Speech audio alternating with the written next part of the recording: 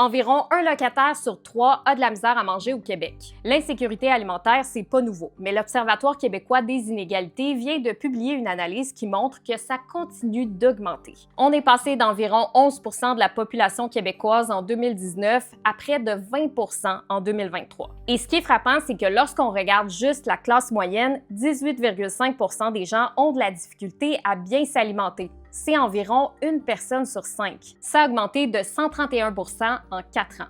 L'analyse définit la classe moyenne comme un groupe de personnes qui gagnent entre 51 100 et 69 400 $ par année avant impôt. On a vu au cours des dernières années une hausse marquée du coût de la vie, notamment du prix des aliments achetés en magasin et du prix des loyers. Et donc, la classe moyenne, qui a peu de marge de manœuvre, doit faire de la place dans son budget pour ces hausses de loyer-là ou ces hausses de paiement hypothécaire. Et c'est les autres postes budgétaires qui en souffrent, notamment l'alimentation.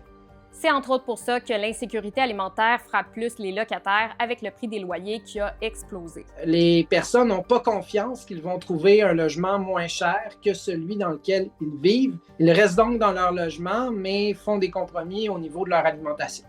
La nouvelle réalité, c'est qu'il y a de plus en plus de gens qui travaillent, mais qui ont de la misère à payer leur épicerie. Ce nombre-là a presque doublé en 4 ans. On est rendu à près de 800 000 Québécois.